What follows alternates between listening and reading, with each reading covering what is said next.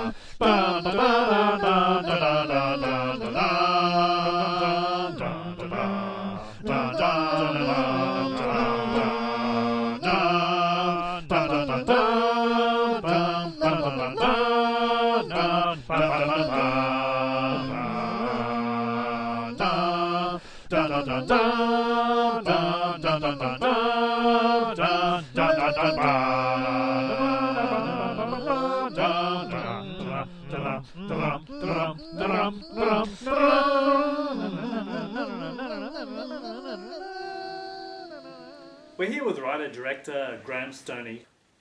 Great, thanks. Talking about his latest blockbuster movie, My Big Toe. Now Graham, tell me, how did you come up with the storyline for My Big Toe? Well, I've been fascinated for some time by the work of Joseph Campbell and the whole concept of the hero's journey. So, you know, the hero, unlikely hero, is ordinary everyman, receives a call to adventure, resists the call, gets some kind of help, crosses the threshold into the strange land, gets supernatural aid, and goes on a quest, a life-expanding quest to better himself and to achieve some important goal and ultimately, save the universe or save the planet. And so I'd really been looking at how to condense this down, because basically, I mean, any idiot with $1 billion can make like a movie franchise with 6 blockbusters in it. But what I wanted to know was if this whole thing could be just condensed down into its basic, most minimal elements, into essentially into one scene. Yeah, one scene. So. And the whole concept, the whole story, everything just came to me one day, just completely, in just a flash of insight. The whole thing almost completely formed. It just came to me. Now, Graham, you've been described as something of a rock star director, and there have been some allegations in the press of inappropriate behaviour between you and your leading lady, for instance. How do you respond to these kind of criticisms? Yeah, well, obviously under the intense pressure of a movie set where there's a lot of people coming and going, there's a lot of action going on, people get close to one another, obviously, but I don't comment on any of my personal life. So it is tragic that all the leading ladies scenes ended up being cut in post-production. Now, Graham, despite the almost universal acclaim for My Big Toe, there have also been some criticism. The Lane Cove Movie Review described the work as self-indulgent and narcissistic. How do you respond to critics like those? Self-indulgent and narcissistic? Like, are they kidding? I mean, have these people seen any of, say, Woody Allen's work lately? Oh, unbelievable. Frankly, the whole thing to me is an insult to the thousands of people that have worked tirelessly and selflessly on this project. I mean, this is not the sort of thing that one man just makes on a Wednesday morning with a handy cam down the local park, This is a massive project. So, yeah, to anyone to suggest that there's narcissism or self-indulgence in this, really, it's an insult, not just to me personally, but to the thousands of people that have worked on this project. So tell me, what were some of the challenges in making My Big Toe? Well, there are a lot of challenges. I mean, initially getting the set built, having the set. Obviously, you would have read in the paper how the set got completely wiped away in that storm. Like we had to reconstruct the thing from start. Finding the locations, location scouting was a huge project. I mean, even just before the production team came together, this idea had been building in my mind for at least 10 years of how to bring this whole story together, this epic saga. So it was a massive thing. I mean, getting the catering people there on time, getting the casting was a massive job. Casting alone took 12 months. This was just a huge project. So there were many challenges, and I just cannot say how satisfying it is for me now to see all this work come together and thousands of people all now up on the big screen there, and it's extremely satisfying.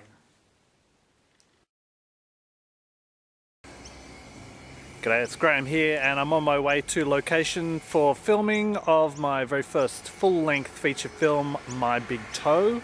And it's a little bit ordinary, the weather here today. It's looking a little bit cloudy in the skies, so really hoping that we're going to be able to get the lighting that we need for this very special film that we're going to be making today. And so that's basically what's happening, and yeah, I'll keep you posted with progress as we go during filming throughout the day. And there's a plane going overhead now, so I hope the sound guy is able to edit that out of the footage. And yeah, we'll be seeing you soon. So we're here at an intersection not far from location where we'll be filming scene number 1 today, and traffic's pretty heavy, so I'm just hoping that we're going to be able to get there in time to stick to the very busy shooting schedule that we have today. Okay, it's time to go. So it's a very early morning and we're here on location ready for filming of the epic saga My Big Toe. As you can see, it's down the distance there is one of the Starz trailers. The stars inside already almost to roll, and we've got a period of sunshine here. It's a little bit dodgy in the sky. There's plenty of clouds around, and there's been some concerns that shooting may need to be delayed today as a result. But we do have a break in the sunshine, which is a positive thing, and it's looking like all systems go for a very hectic schedule of shooting today. Now obviously the stars of a huge picture like this need to spend a lot of time in their trailers. Here's the Starz trailer just here, studying the script so that when they step out of the trailer they're ready to step straight into that scene. They're already primed, all ready to go. They've got their method acting skills happening. And but let's just go see if we can visit the trailer and see what star is available this morning so that we can have a bit of a chat and maybe see how their preparation for today's shooting is going. We know they're going to be very busy, but we'll have a bit of a chat with them anyway, and we'll just see whether they're if anyone's at home today. I noticed there's a little sign on the door there saying stop. Yeah, I don't really want us to talk to them. It's like no, we can't really see. And looks like they're busy today. Well, obviously it's going to be a huge day of shooting here today, and the stars are in their trailers, obviously preparing. Now we're very fortunate we've managed to secure access, private access to this fantastic location where we're going to be filming today. And obviously it's going to be big, it's going to be very hectic and busy. And as you can see, most of the catering staff and the other film crew people haven't arrived yet, but obviously it's going to be a very big day. Certainly there are a lot of planes flying overhead, which is a good omen, and looks like the lighting's coming out. The sun's coming out now, so we're going to have to start getting ready for some filming.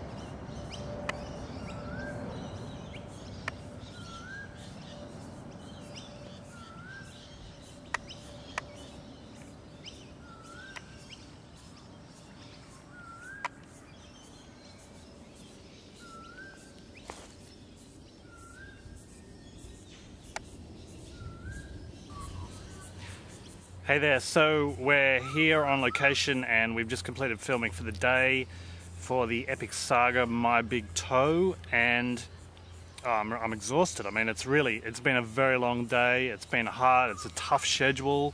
We've worked hard. A lot of effort's gone into this today, and so I'm basically going home to bed just to rest so I can be ready to get started again tomorrow. It's been a huge day and a really very exciting, and yeah, I'm looking forward to how this project's going to come together.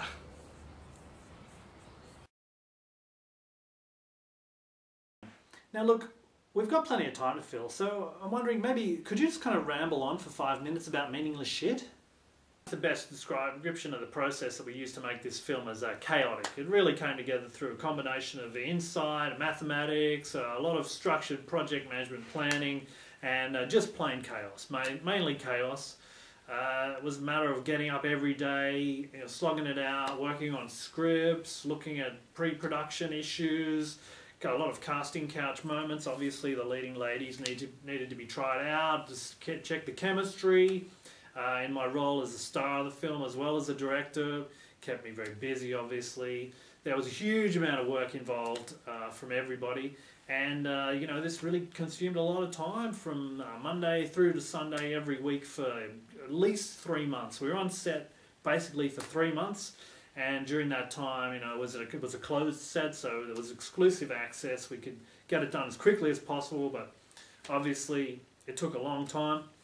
And special effects were a huge facet of what was going on. We had a very close collaboration with the special effects team and the system engineers and the computer engineers and the back-end rendering and the editors and the Foley people, like massive, huge involved work. It really brought a lot of people to pull this project together. And it's not just something that can happen on a Sunday afternoon, and really there was a lot to it.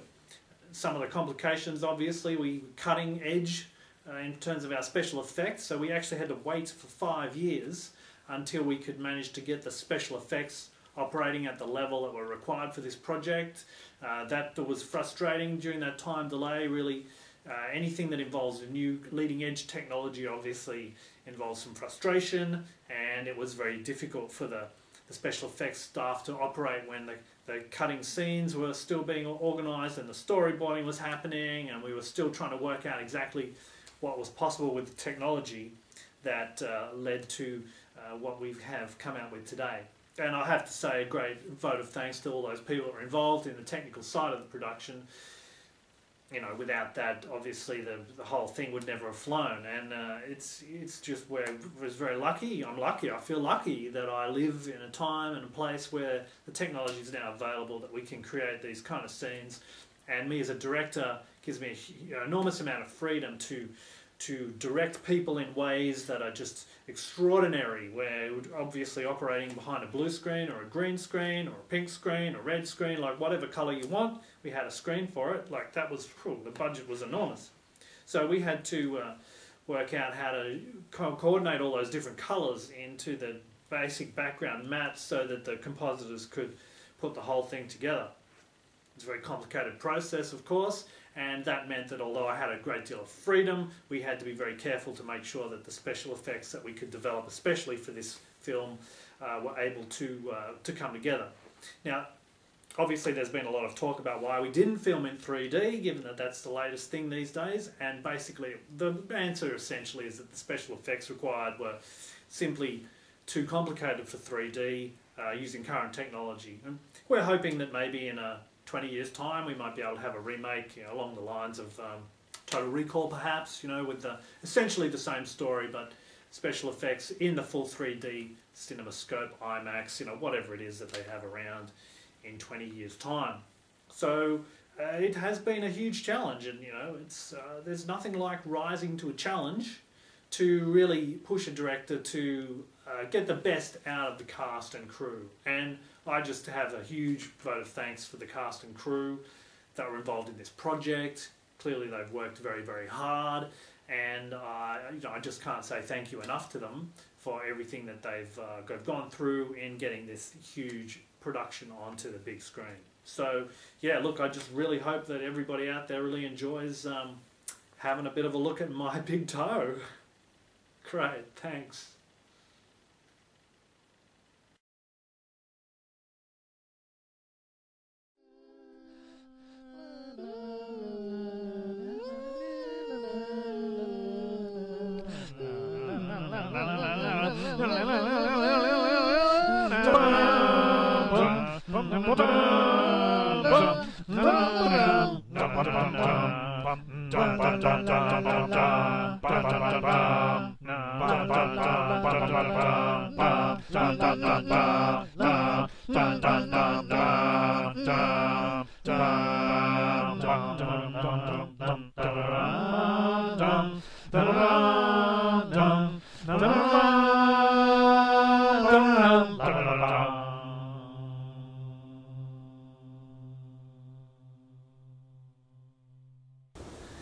That's just fucking ridiculous.